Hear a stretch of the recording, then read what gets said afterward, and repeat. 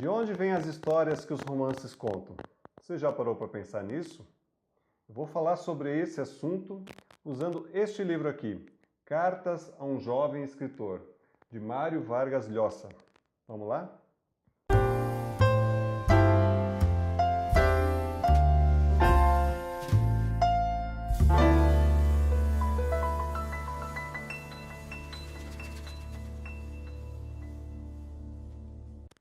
Já faz algum tempo que eu quero falar sobre esse livro aqui, Cartas a um Jovem Escritor, de Mário Vargas Llosa. Ele, através de cartas, como o próprio nome do livro diz, ele endereça cartas a jovens escritores. Jovens, eu acredito que não somente de idade, de faixa etária, mas pessoas que querem começar a escrever independentemente da idade. Nesse livro, o subtítulo é Toda Vida Merece um Livro. Uma coisa que eu acredito bastante. Cada história merece ser contada. E ele passa por várias fases aqui, várias etapas da escrita que todo escritor enfrenta.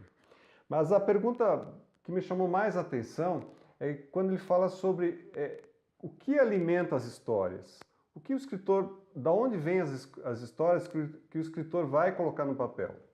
Então ele conta uma história aqui de um ser mítico chamado Catoblepas, ou Catoblepas, que foi criado, que apareceu em A Tentação de Santo Antão, de Flaubert. E esse ser foi recriado também por Borges no livro O Livro dos Seres Imaginários. Bom, esse Catoblepas é uma criatura impossível, é um ser que foi criado. E o que ele faz?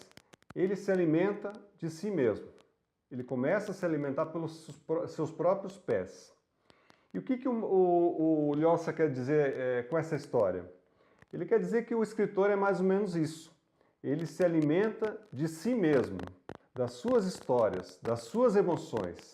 E isso ele converte em histórias que ele acaba escrevendo. Eu leio aqui o que ele diz. O escritor também age como um carniceiro de sua própria experiência, através de matéria-prima para histórias.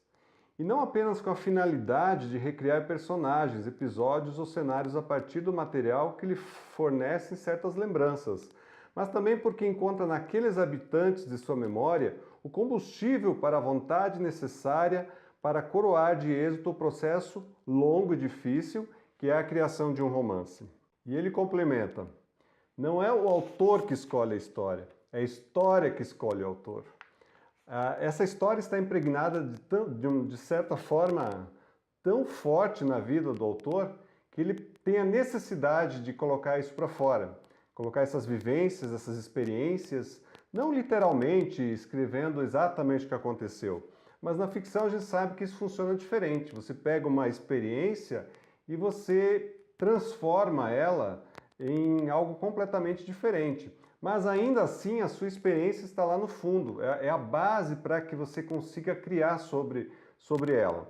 Outros assuntos que o autor aborda nesse livro, também o poder da persuasão, o estilo, o narrador e o espaço, o tempo, os níveis de realidade, saltos qualitativos e vários outros assuntos que ele vai encadeando e, como eu falei no começo, em forma de carta. Ele está se endereçando a você, ao escritor. Aquele que está em busca de novas formas, novos conhecimentos, e ele vai conversando sobre isso, ele vai falando sobre isso. É claro, esse não é um livro, não é uma oficina, ele não vai te dar exercícios para fazer, mas é uma forma de você pensar sobre a forma de escrever, como você coloca as coisas, você transforma as coisas que estão na sua mente, transforma elas e coloca no papel, e organiza elas, e faz com que elas funcionem, com que elas transmitam aquilo que você quer transmitir. Bom, esse é um livro riquíssimo. A minha edição é de 2008 e pelo que eu pesquisei, infelizmente está fora de catálogo, mas você encontra em lojas de sebo, com certeza você consegue um exemplar desse livro.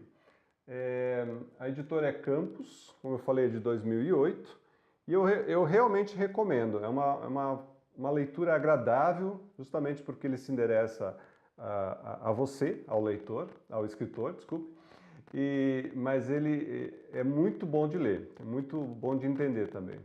Fica a minha dica, Cartas a um Jovem Escritor, de Mário Vargas Llosa. Um abraço e até a próxima.